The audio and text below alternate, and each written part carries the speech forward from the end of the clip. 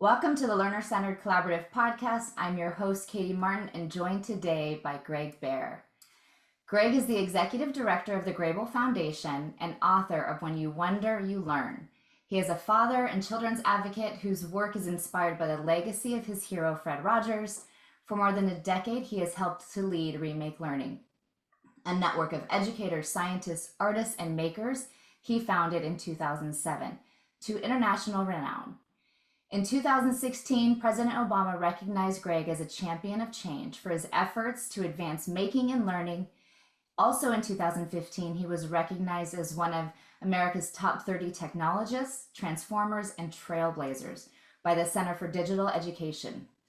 And in 2014, Greg accepted the Tribeca Disruptive Innovation Award on behalf of Remake Learning in Pittsburgh. Recognized for his deep and determined commitment to his hometown, Allegheny County, once declared Greg Behr Day in celebration of his advocacy for kids, their educators, and their families. Welcome, Greg. It is such an honor to have this opportunity to connect and share your work and story. Katie, I am so excited to be here. I can hear that either my wife or my mom sent you those introductory words, and I'm humbled to be here with you. Thank you. You are a loved man, and it's well deserved. Thank you. And we were talking earlier, you always shine the light on others. You're always convening and uplifting others, which is just part of what makes you who you are. But I'd love to kind of turn that on you and have you share a little bit of who you are and what are the experiences that have led you to be the change maker that you are today. I appreciate that. I hope I am. I have a deep commitment to public service. And for me, in this lifetime, that has played out through civil society, philanthropy, and the nonprofit sector. I'm a Pittsburgh kid, maybe a half-century old Pittsburgh kid, but I'm a Pittsburgh kid. I was born and raised here in Western Pennsylvania, where my family has lived for generations. And it's a place that I now love raising my family. But I've not always lived here. And I had the chance to study at the University of Notre Dame in South Bend, Indiana, also studied at Duke University down in North Carolina. And I've lived and worked professionally in Washington, D.C., in London, in Northern California, Indianapolis. And so I imagine in each of those places, there have been I know there have been some transformative people and transformative experiences that shaped who I am today. And I think of professors and leaders in residence like Robert Payton and Joel Fleischman and so many others who shaped who I am. That's cool, and I love your commitment and for Pittsburgh and for your community. And so Remake Learning, this is something since 2007 that you started. Can you share a little bit about the impetus for Remake Learning and how that all got started? Katie, it started innocently enough. And it's really a product of my professional life in the sense that I had just moved from a position as president of the Forbes Funds, which at the time was a supporting organization of the Pittsburgh Foundation working to advance the quality of nonprofit leadership and research in this region, to a position that I still hold today as executive director of the Grable Foundation. Grable Foundation is a private charitable foundation that endeavors to support the well-being of kids, families, and educators, especially kids who, for economic reasons, don't have the same opportunities as their peers. And I followed in the footsteps of an extraordinary executive director, Susan Brownlee. And my management challenge coming in was addressing the question, how do you build on excellence? And at the time, too, I think I was 32 years old. So I felt some pressure, too. Because I didn't hold any obvious wisdom or other things that might have given me a heads up. So in those early days in my work here at the Grable Foundation, I was out in the community and I was meeting with teachers, I was meeting with after school directors and librarians and others, just saying, how can we at the Grable Foundation be more helpful to you as you're trying to do right by kids and youth? And then as I was having those conversations, Katie, I found myself also starting to meet with roboticists and entrepreneurs and designers and artists because my conversations were leading me to maybe, to me, atypical educators, at least at the time, that's how I saw it. And something that I started to hear, and I'll acknowledge I didn't notice this at first, that these people with whom I was meeting, who themselves were different ages, different professions, were saying, I'm just not connecting with kids the way that I used to. And at first, I know I didn't notice it first. And then when I did start to notice it, I just chalked it up to like, kids these days, right? I Right. was a 32-year-old punk, and I was just thinking probably like, oh, these wizened, maybe hardened people are complaining about this generation. And this was back in 2007. Yeah, this is 2006, 2007. Okay. Well, yeah, this is late 2006. Like the And iPhone is just starting to come about. that's right. That iPhone was released in 2007. Yep. Okay. So, and you pick up on something, Katie, because it was then that I started to notice, these people who are saying this actually are of varying ages and different professions. Why are they saying it? And it led me to the whole field of the learning sciences. And Hmm. sitting here decades later, I feel especially naive that I didn't even know, right in my own backyard at Carnegie Mellon University and the University of Pittsburgh, to say nothing else of universities across this country. There was the burgeoning field of the learning sciences that, in fact, was telling us kids were developing their identities differently, seeking affirmation differently, consuming and producing information differently. And I started to think, maybe something seismic is happening in kids' lives. And what if we started to notice that and do something about it? And so in early 2007, I brought together a group of people, from among those with whom I'd been meeting, and was very deliberate about bringing together the teacher and the principal and the artist and the designer and the entrepreneur. And it was the sort of thing that we reserved an hour-long pancake breakfast at a famous place in town called Pamela's. And Katie, that conversation went 2, maybe even 3 hours. And I at the end of bet. the conversation, everyone said, I can think of 2 or 3 other people that need to be part of this conversation. And that for us was the beginning of what then we called Kids and Creativity. 2 decades later, we call it Remake Learning. I love that. And, I've been able to kind of be part of many of the things you're doing in Pittsburgh and Remake Learning at different parts. But for those who might not be familiar with Remake Learning and what it is today, after you talk about how it started in 2007, I think every community can say, why don't we bring those people together, right? But you've done something special in Pittsburgh. So how would you define Remake Learning now? Today, Remake Learning is a federation of more than 800 schools, museums, libraries, early learning centers, after-school programs, creative industries, campuses of higher education, all of whom we say are advancing relevant, engaging, and equitable learning in and out of school, early childhood through higher education. So you can imagine the thousands of educators that are involved. An educator with that big sensibility and definition of who is an educator, who is a caring adult. And there is a team of people who supports this federation of schools and other sites of learning. And there's catalytic grant making, there's extensive investment in communications. There are all sorts of events and activities. There are celebrations like Remake Learning Days. It's a vibrant network. It's what today we call learning ecosystem, a vibrant learning ecosystem as we think about enriching the learning landscape and the experiences that kids have wherever they might be learning.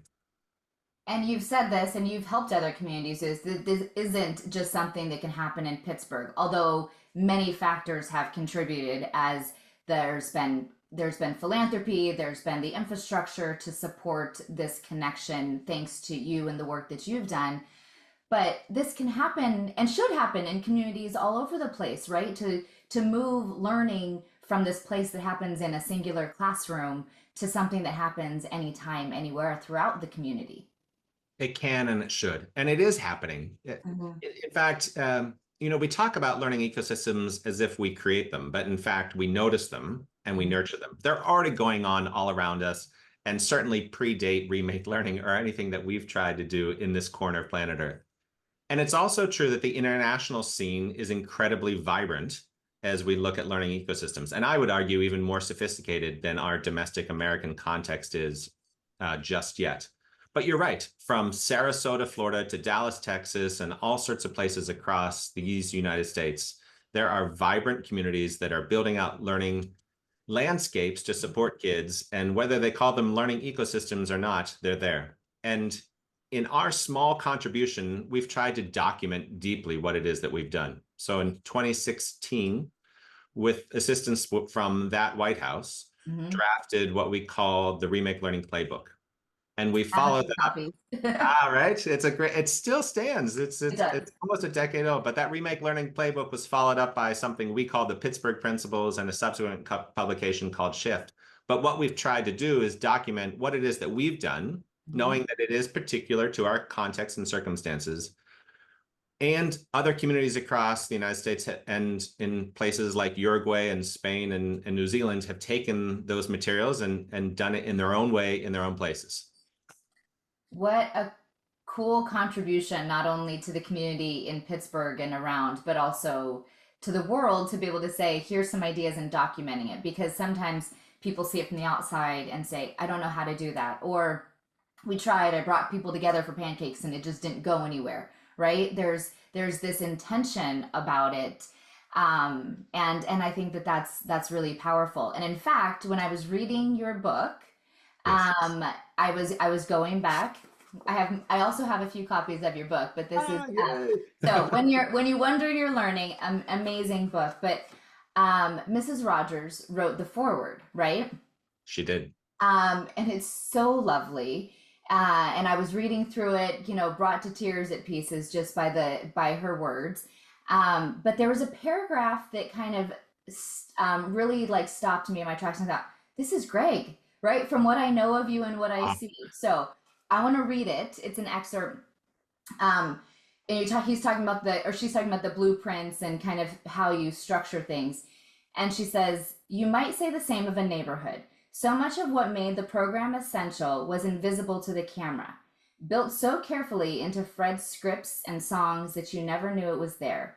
When Fred put on a sweater at the start of each episode, we only knew that it made us feel safe. We never saw the hours spent with scientists and teachers and experts in child development engineering that very feeling. When he took us to visit a factory, we only knew that we'd gone somewhere fun. We never saw it was as part of the plan to nourish curiosity, encourage creativity, and show us that right down to our favorite crayons, the things we love about life come from our fellow neighbors. Grasping these intentions and the designs that helped Fred fulfill them is the key to rebuilding the neighborhood. I thought, my goodness, that is so much just part of what you are doing in Pittsburgh as Pittsburgh has been rebuilt by so many people, but you at the center of that with Remake Learning.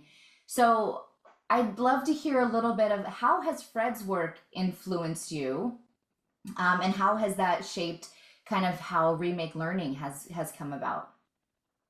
There's so much to unpack there. So interrupt me, Katie. And it's important context. So Joanne Rogers, Mrs. Rogers, the wife of American icon Fred Rogers, Mr. Rogers, wrote the foreword to our book. And the important subtitle of our book is Mr. Rogers' Enduring Lessons for Raising Creative, Curious, Caring Kids.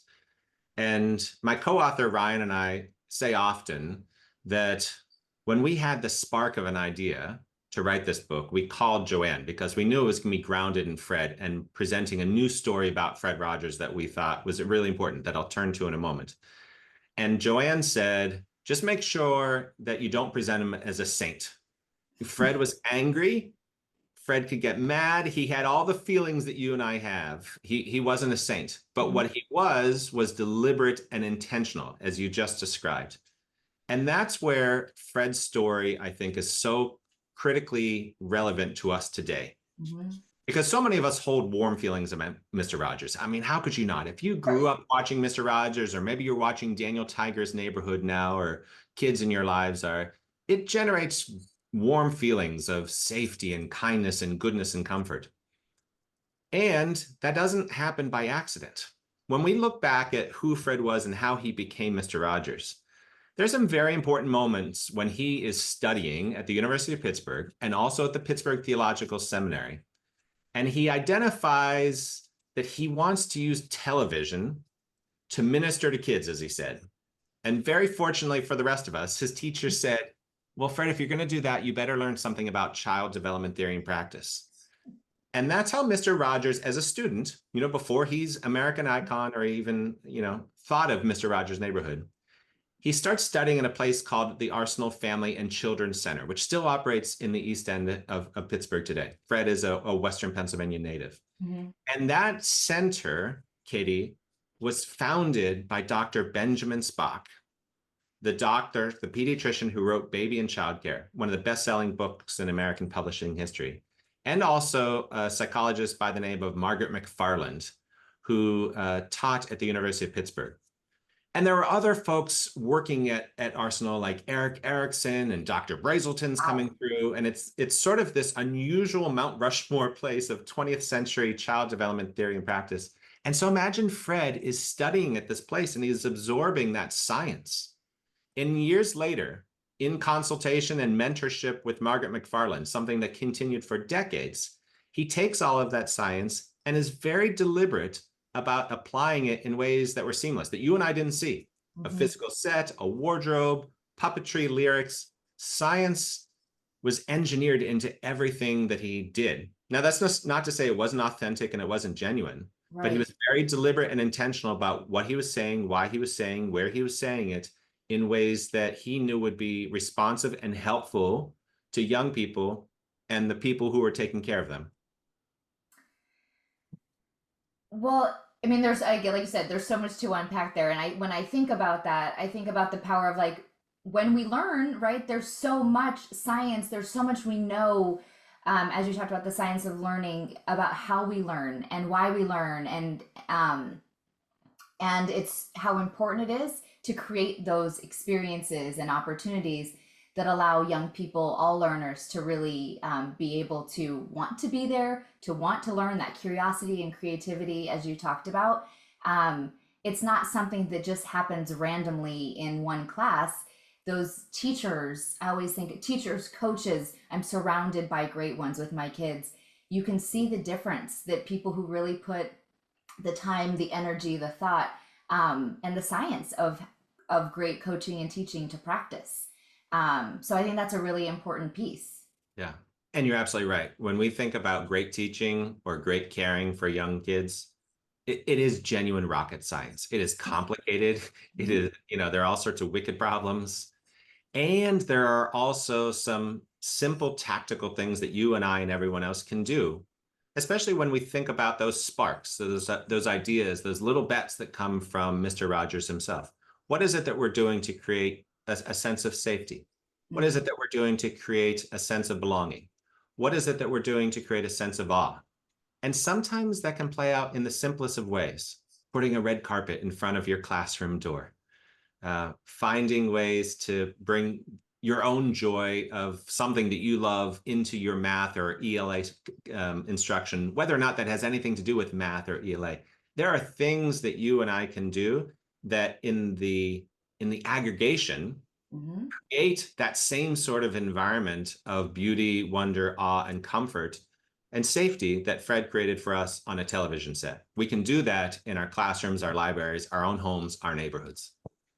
We can. And sometimes you started with a sense of belonging, a place of safety, and sometimes people get so busy of the things we have to do and how much we have to teach or what our expectations are that people skip over that so easily. I don't have time for that sense of comfort or belonging, right? I got to get to the standards.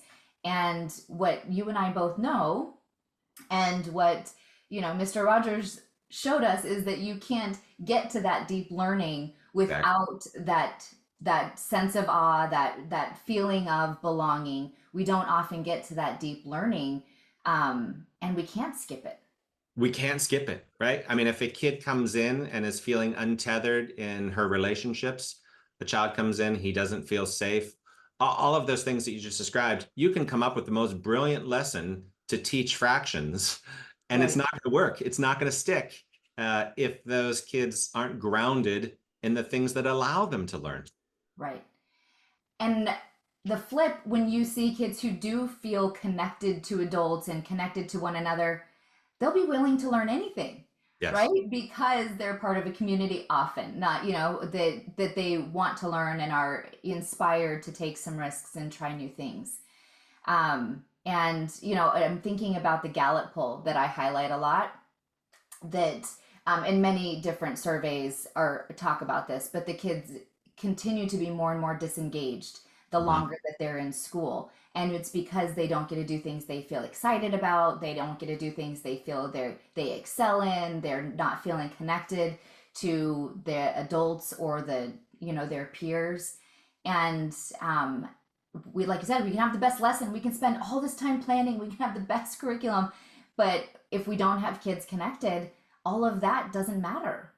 It doesn't. And so what you've just described has been an organizing principle for what we've endeavored to do with Remake Learning here in Western Pennsylvania and Northern West Virginia, right? It's so much about connecting kids to experiences that light them up. And maybe more importantly, supporting the adults in their lives, the Mhm. teachers, the librarians, the parents, and others, so that they're cognizant of what it is that lights up their kid and then can see their region as a campus that's full of opportunity and wonder and awe. And if a kid is led up by coding, and maybe that happens in a classroom, but maybe it happens at the library, or it happens at a jam session that happens once a year at Carnegie Mellon University, whatever it is, noticing that, but then being able to look out and say, how do I connect this kid? Because he's clearly lit up by coding as one example, and supporting that region-wide, community-wide in that learning landscape, that big sensibility of learning. And what you just said, like, I might not know about coding. It might not be me that directly teaches that kid or gives that experience, but I can make those connections, and that's Exactly. part of that ecosystem. So one of the things that I think you've been really well known for, and it's this engineering and balance of authenticity, is convening people, right? You Mm. said it started with pancakes. We've talked a little bit about it, but convening people is a goal to really advance the future of education. Every circle is like, we're going to have a convening, we're going to bring people together, and we have lots of disparate convenings sometimes, but you've really created something that has enduring impact, Mm. and continues to bring people together and grow. So what can you share, like, kind of pull back a little bit the hood and say, like, how what's the secret sauce? How do you get people to connect in ways that have real impact? That's a great question. I'm hopeful I have some skills in this. And I've worked with some Definitely. amazing people, right? Yeah. I think of Tyler Samstag at Remake Learning, Sunana Chand, all sorts of people who I think share this sensibility as we think about building an idea, building a movement, building a network. There are a couple of different levers. One is embracing the messiness of language, Okay. right? So we've never said, and now we shall all do X, right? As if now we shall all do coding, or now we all shall do STEM. Now we shall all do maker-centered learning. What I love about that phrase, remake learning, that I didn't come up with, it's like a front door, but it's like having 1,000 front doors. And so if you're a teacher or a museum and exhibit designer or someone who works at PBS, you can walk through that door with Mhm. your own self-interest and then start to bump up against a lot of other people and ideas from similar values and sensibilities, but that do things differently, which leads to a second point, and that is, I just mentioned self-interest. We've worked hard in Remake Learning to appeal to self-interest, right? Like the way you and I have interests. You might have an interest in winemaking. I might have an interest in, I don't know, writing. And so allow people and organizations, because organizations have interests too. You could imagine the Carnegie Science Center has an interest in STEM, whereas the Carnegie Library might be interested in digital media and learning. Allow folks to walk into the work with their self-interest and support that self-interest, but then encourage them to make the connections and be very deliberate and intentional about it. And then a third thing that maybe is not obvious, but we've put a lot of money behind it, is just the social aspect of it. Mhm. It could be delegations traveling elsewhere, because you know what it's like to travel to Austin, Texas, or something far afield from your own hometown and be there together with a group, and then you're suddenly line dancing and all sorts of things, as well as the social happy hours here across town, right? Just building the social connections, because when you have an affinity for someone or some organization, well, suddenly the idea of collaboration and partnership is a whole lot easier, because you know who that person is, you know what drives them. It's actually fun working together. And so embracing the joy of just being in relationship with other human beings whom you like, admire, and who push you. Those things are really important. Yeah, so I had to write them down because I do think that the open door piece that or the many doors and allowing for that language, so often there's a compulsion to say, okay, now we have to name it and everyone has to do this thing and we all have to norm on this language instead of saying there's an umbrella that's bigger than each one of us that we Yes. can all come under, because we have the same aspirations rather than saying, you know, you have to say the word just like me. I think that's really, really important. Yeah. And even as we would do this work with schools and districts, you know, it's your language, it's your community, right? If the ethos is the same, we want people to name it for themselves. Um, so that's really important. The self interest, I love that because you said the same thing for young learners, right? And if we often talk about like that if we want to change how students learn, we have to change how educators learn and the rest of us. And being able to bring people together, allow them to engage in their own self interest, they can start to see what's possible for their students or the Yes. people they serve in their work.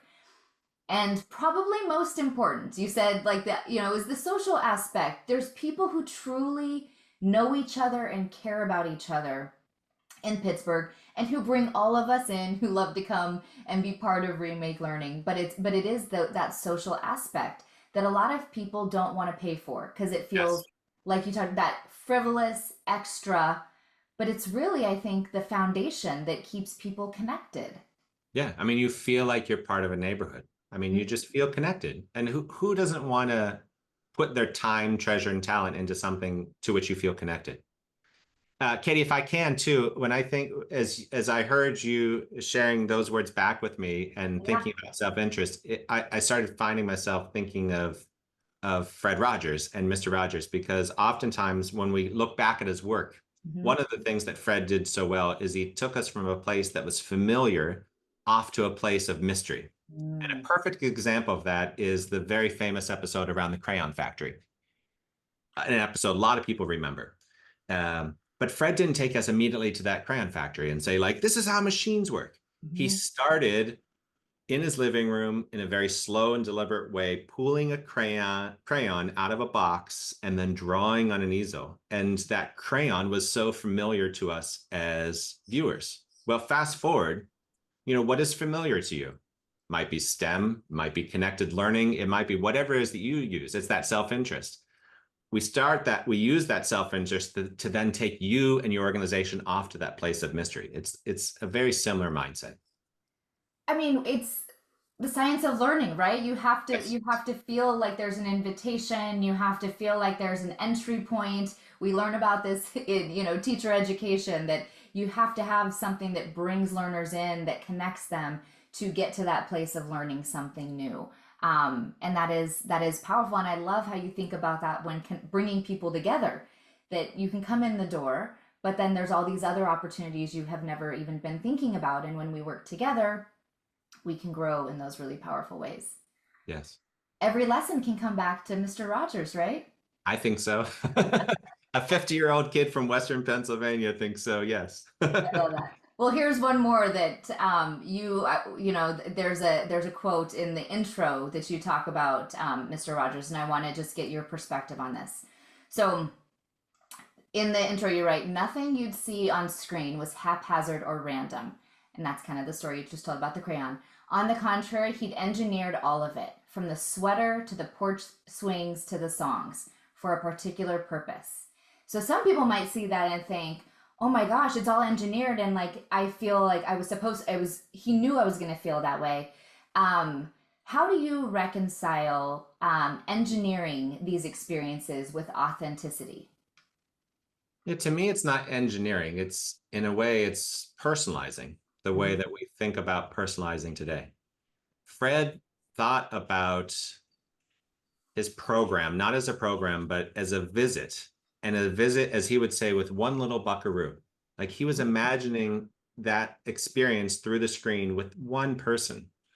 And so we can think about that as a teacher, as a parent, as a librarian, as a caring adult in whatever learning setting we find ourselves, in the simple application of the learning science, but recognizing that it's received not by 30 kids in the same way, but by 30 kids in 30 different ways. And so I think that's where the authenticity falls. It's how the learner feels, what the learner experiences, and knowing that that's not uniform across 30 kids in a classroom setting. Yeah.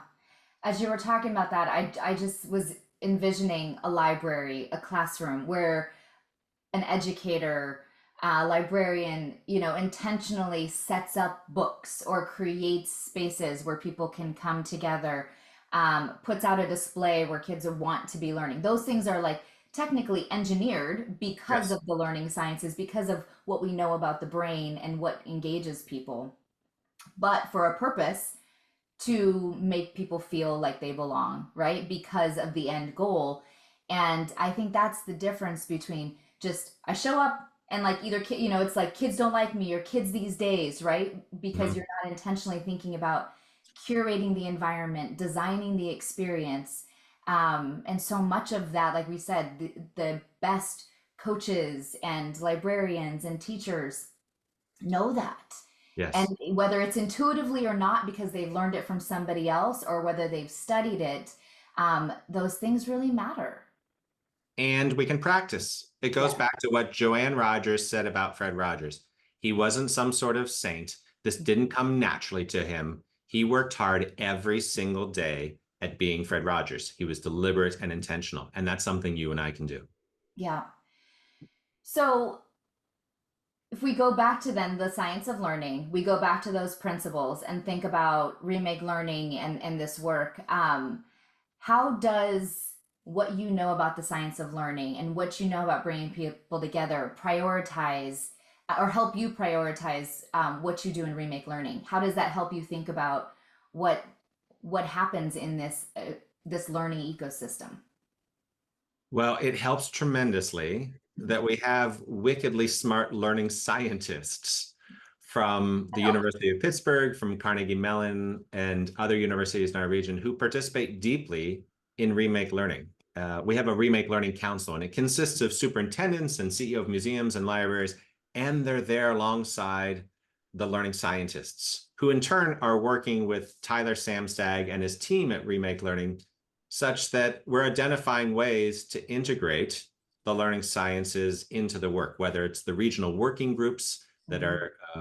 are encouraging organizations to work on common subject matter together, like AI in education or civics learning, if it's in the catalytic grant making, if it's in the communications and coverage. We have the huge benefit of actually involving learning scientists in the work that the team then delivers every single day of the year.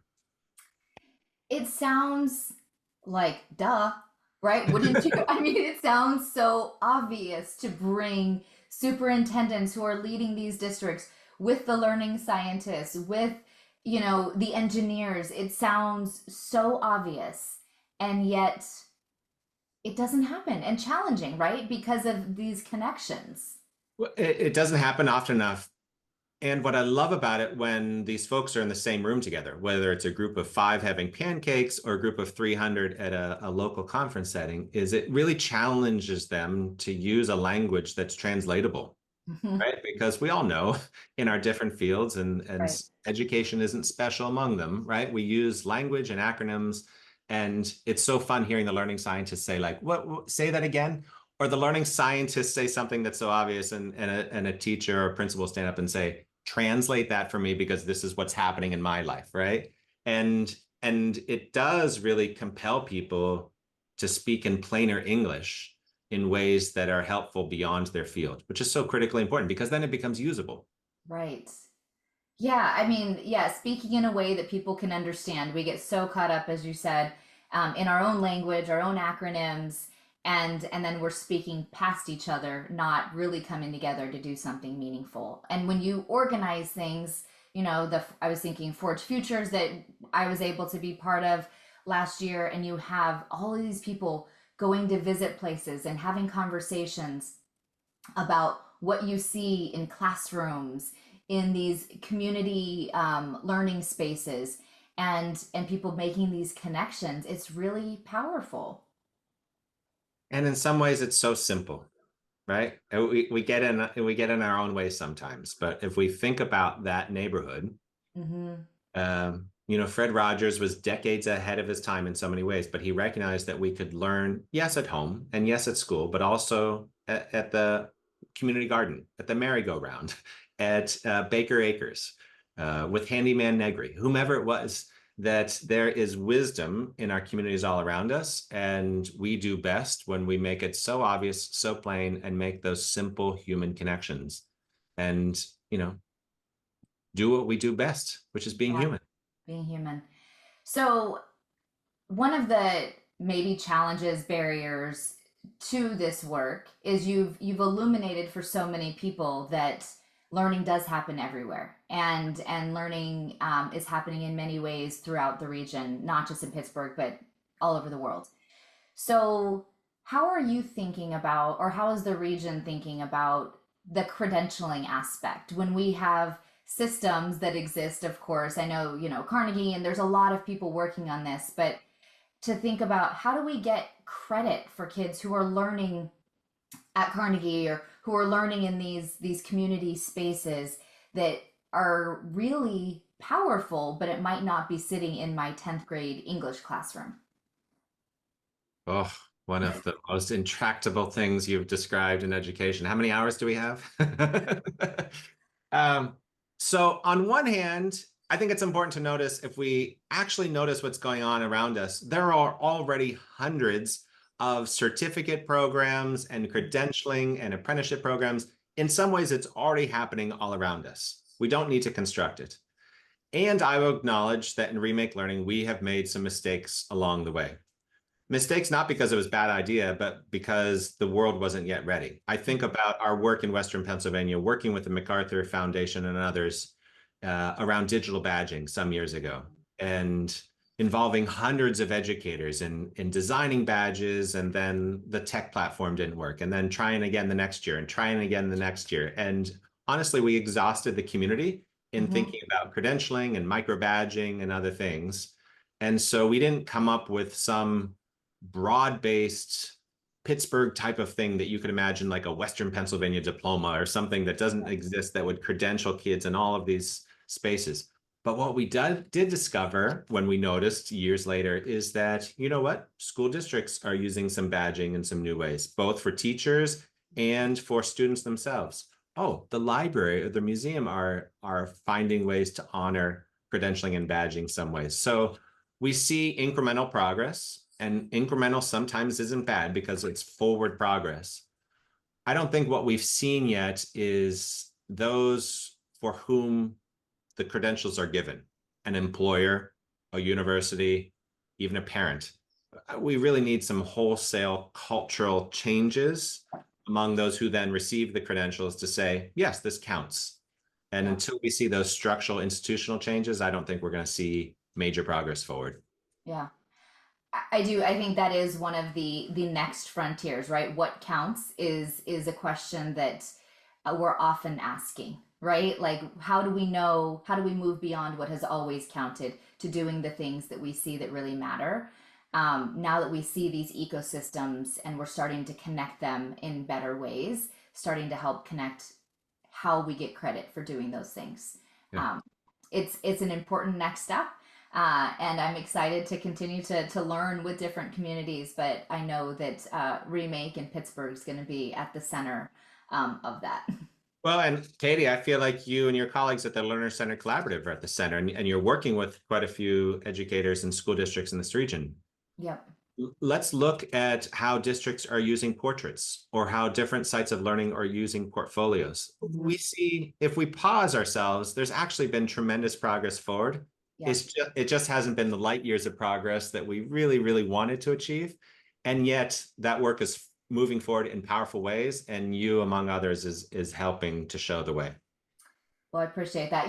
Because we can see it, right? We can see what's possible, and yet, as you said, there's the technology, there's the institutions, there's just things that need to make a lot of changes, but we can see it, and I know it's coming, and that's Yes, exciting. it is. All right, I could talk to you literally forever about all the Thank you. things. Me too. But one of the things I just want to end on before we go to rapid fire, and this might open up a whole new, but I think it's important. As you think about your incredibly important work and all you're doing for the region, um, how does being a dad shape this work and give you that kind of drive to do this work? Having your kids now be growing up in this region. Mm. Well, becoming a parent now 13 years ago, I think changed everything. It changed everything. There are so many things I feel like you can learn in this world through travel, through books, through other things. Parenthood is not one of those things. It is by far the most humbling experience of life. Sure. And it's hard not to be involved in education, learning, public service of any sort, and not start to see your own kids in other kids that you might be Mhm. mentoring or whose work you might be witnessing. I mean, you just start to see your own kids everywhere. And I think it becomes such deeply personal work because this is what you want for your own kids. Mhm. And so why wouldn't you want it for the kids all around your neighborhood? And in fact, if we're selfish, it's only going to happen for our kids if it's happening all around us. And so I think the work becomes deeply personal with parenthood. I couldn't agree more. All right, we're going to go to rapid fire. I have a few questions for you. So, This is the Jeopardy round that I fail. All it's all right. I'm pretty easy with grading. So, right. what is one thing that we should stop doing in education or in our learning ecosystems? Trying to be perfect. That's a good one. I feel like we plan and plan and plan, and sometimes it's just a matter of moving forward because we know enough. We have the answers. We're already doing incredible work. And sometimes it's just a matter of let's just push forward and there are things we'll figure out along the way, but it doesn't need to be perfect. Yeah, great. What's one thing we should start doing? Asking ourselves every day how we can support whomever the learner is at being human. I think in this time of rapid technological and social change, the best gift that we can give is a sense of hope. And a sense of hope comes with what does it mean to be human in this rapidly changing age? It's so important. What's one thing we should keep doing? Listening. Listening to kids, listening to parents, listening to communities, finding ways to humbly and sincerely participate in deep listening in ways that inform our own practice, our work, what it is that we do. It's amazing what you can learn when you just stop and listen. And it's hard. It is. I don't know. It is so hard, but it's so powerful. Yes. What is one thing you are focusing on or learning for yourself right now? Oh my goodness. I feel like every day I'm trying to be a better parent. I mean, there is a challenge for anyone who works in any part of education because maybe for better or worse, we know better about certain things. And I find myself, I don't know, I feel guilty about things or I struggle with things. I'm trying every day to be a great parent to my two girls. I'm a girl dad. And I feel like that's a daily struggle. It is. And joy, right? Like it is the most joyful thing that I do, but it's the thing that I'm probably hardest on myself. Yeah. Like you said, the most humbling job ever. Okay, a few more. What is one thing that many people don't know about you? I laughed because I thought to myself, I once took figure skating lessons, which is not, but what is something they probably don't know that I'm a winemaker. I have Oh, a great affinity for wine. In fact, when I lived in California, I lived in St. Helena in the Napa Valley. And together with friends, I'm not the lead winemaker, but I'm in a group of five friends, and we make much better than average homemade wine right here in Western Pennsylvania, but of course, using the highest quality California grapes we can get. wow, that is really interesting. I also love wine. I don't make it, but I'll happily taste it for you. Absolutely. Oh, next time we're around, I'll open a bottle and you can tell me, yeah, that's bad. Well, you can be honest. Maybe you're like, don't do this again. But I do feel like it's well, we've done 12 or 13 vintages now, so we've gotten better. That is so cool. See? And we Great. do like Tempranillo, we do Cabernet, we do blends, we've done a number of different things. Well, Grenache. Definitely taste it next time I'm in Pittsburgh. Favorite quote or saying? I have a feeling of who this is going to be by, but Oh, you know, that's so interesting. I'm trying to challenge myself because, of course, I have 50 Fred Rogers quotes in my head, but I will turn to one that's oftentimes attributed to Arthur Ashe, although I don't know that it originates with him. Um, but he used to say, start where you are, use what you have, do what you can. Now, whether that was his or he amplified it, borrowing from someone else, to me, that's just a great articulation. Start where you are, use what you have, do what you can. I love that. What are you grateful for right now? I'm grateful that I have my family. I'm in a moment of life where I have still young kids who are most days wonderfully dependent on me and my wife, and aging parents, and we've lost a parent, and it's just all of it is a reminder of the fragility and also the total joy and wonder of the loved ones of family around us. So I'm grateful for that. Thank you. Last one. Close us out with your hope for the future of education. Oh, I thought you were going to stop after of education because I over my shoulders is PNC Park, and I'm like, can the Pirates just win one World Series in my lifetime? No, because I, no, the Padres are having a great season, and it's well, not the I cards mean, for them. to be a Pittsburgh Pirate fan is to suffer annually, and yet to have hope every spring somehow. It's a Um, beautiful thing. which actually speaks to my hope for the field of education. There's nothing more powerful than hope and joy. Mm-hmm. And I hope we can find that again in big ways. Mm-hmm. Because as we as individuals, as school districts, as departments of education and others, if we can genuinely, sincerely, authentically lead with hope and joy, everything else will be made easier. Yes. I think that is such an important piece. Again, it's that sense of belonging, that hope, joy, that we can do something and that we can get back to why we all got into education and the promise of what's possible for our youth. Incredibly important. I agree. Well, Greg, this was every bit as wonderful as I expected it to be. Thank you for the time and your work to convene people and to create a sense of what's possible. You are a gift to many, so thank you. Katie, thank you. I am so grateful to be here. So grateful to be on this planet with you and to occasionally work alongside you, but certainly witness the great things that you do. So thank you. Thank you, and I will take you up on that happy hour wine tasting Yes. one of these days too. There's hope and joy in wine. There is.